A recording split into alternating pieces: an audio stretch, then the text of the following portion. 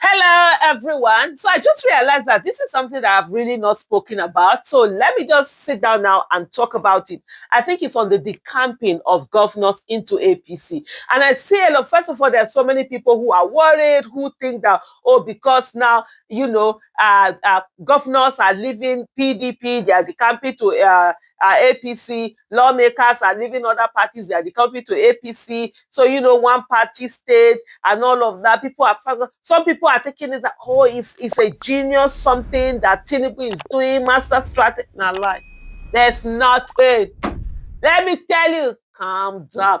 It's just as if many Nigerians, we really don't remember history or things that happen. We don't connect the dots and we just move. I will give you an example. Nigeria has always been this way. Whenever a party is in office, people try to gravitate towards there because, of course, a lot of people, like my people will say, Ebomiya, Larita Saye, meaning now where soup day, now they carry plate go. So where the opportunities are. And of course, because of the fact that we have a system where we don't have lawmakers who truly understand what lawmaking is all about, the office that they occupy, and how important it is that the legislative arm of government is the bedrock of democracy. What they end up then doing is that they give off of their powers instead of holding the executive accountable. And that's what I'm saying to people right now. As we go into 2027 election, please, please, please, if you have the courage and capacity to run for office, run for office. Don't let the money hold you. Let's get there and look for how we get the money. And then, of course, Nigerians also, please, let's be ready to donate to people that will actually go there and be courageous enough to fight for our rights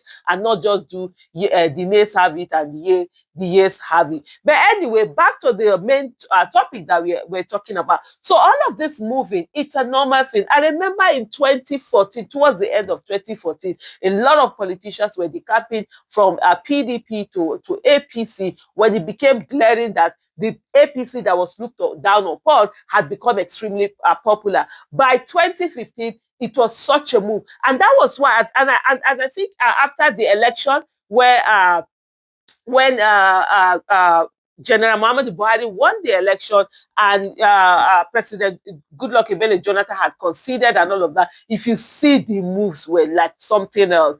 Ex-governors, literally people were decamping from PDP. And I knew my tweets are still there. Please, that's what I always say, people, go search what I said 10 years ago. It's about consistency, saying it as it is, and not saying it in the way that people will like it or will like you.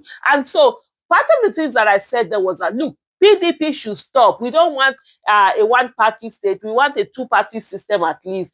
PDP members should stop and stay in their parties. I rebuild, stop all the campaign. And that was a particular tweet that I did there that they are now using. Sometimes they want to use it to say, oh, Aisha Yesufu used to praise Tinubu or whatever. I said things the way they are, and that's it. It doesn't matter whether we are quarreling. If there's a place where you are good, and nobody is 100% good, neither is somebody 100% bad. There are places where we are good, and you say it. That's why I don't feel anything. Where I said that, oh, Tinubu is the father of opposition, he stayed put in the opposition, and that was for a reason. Because at one time, if I'm not mistaken, governors from the southwest that were in AD, they had all moved to PDP. There was one state remaining, and that was Lagos State, that was still AD. You understand? Tinubu stayed, when it comes to opposition, he stayed on in that opposition. On that same day that I made that tweet was the day that a former governor of a former PDP governor decamped to APC. And I was like, why? You people stay and build. Look at what Tinubu had done by staying in opposition, and that's the tweet that they're using right now. The same way that I can tell you, myself and Nasir El-Rufai, we don't see eye to eye. There's no love lost between us. We've our how do I put the social media fights, public fights. He called me names. We did bass both to each other. But if you're talking of Abuja, there's no how you will talk Abuja and you will not call Nasir El-Rufai the father of modern Abuja, because he did everything he could to ensure that the master plan was adhered to, had to step on big toes to be able to do it. People that had built houses on where roads are supposed to be, on canals or whatever, he brought down those houses, gave sanity to Abuja. And that is one thing that Wike currently is abusing, giving people right to build on canals and all of that. But anyway, that is also story for another day. But to say to you that PDP, there was one time in Nigeria where PDP had 26 governors or even more. And that is something, that is there. Let me just go and look for something, one quick, because I posted this yesterday. Let me go to my Twitter handle. My Twitter handle is always there for you. It's just that in these days now, I really don't have that time and energy where before you will spend time and be replying everybody. No. So I just do my video on my YouTube. Anybody that wants to carry the news for them, what did I just say? Go there and carry it and take it on. And I saw this is what I tweeted yesterday. I said, look, governors have always decamped to ruling party. It didn't stop a party that was so sure of 60 years of power from being defeated. Neither will it stop this current illegitimate ruling party from being defeated. So if you are one of those that feel, hey, now that governors, everybody is moving to PDP, please stop it. Everybody moved to PDP one time. It didn't stop PDP from being defeated. If you will defeat when the people are ready. And that's why when I see people trying to say that, oh, it's few people that removed Jonathan. No, it was Nigerians that removed Jonathan. They were sick and tired and they decided not to vote for him again and voted for, and you know the worst thing, for a Buhari that many of us had said will never vote for. Somebody became so bad that Buhari became an option. If that can happen, it can happen again. If Nigerians decide on who is going to win the election, nobody can rig it. Tinubu cannot do anything. Even this current decamping or whatever, it is show of fear. You are the one not seeing the fear. You are taking show of said no, because he can't get anywhere. Let him get this thing and be able to project that there's seeming importance that they have. The governors, elected officials, most of them, we have cowards in offices. We don't have people of courage. The people of courage are the people, and if we stand and say we will not allow this to happen, it will not happen. Let me look at this, and this is an article from April. This was written April 16, 2015, and it says how Obasanjo destroyed PDP 2, Vanguard by Ochero Menana.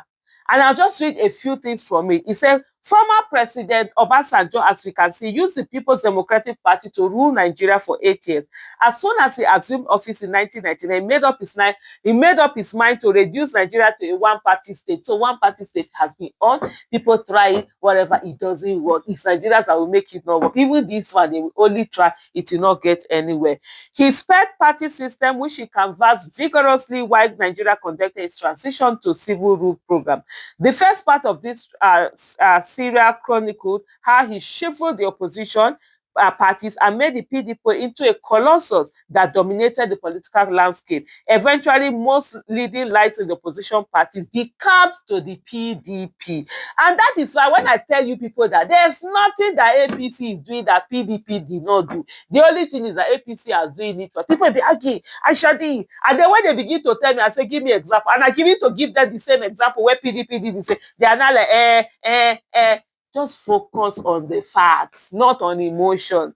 By 2007, when Obasanjo was constitutionally forced out of power, PDP was at the zenith of its power and glory. He had 26 out of the 36 governors, 260 out of the 369 members of the House of Representatives, 85 out of the 109 senators, and emphatic command of the majority in the state legislatures and the 774 local councils. It was at this point that the party started priding itself as the largest party in Africa, and some of its chieftains boasted that PDP will rule Nigeria for 60 years. What happened? Did they not remove them?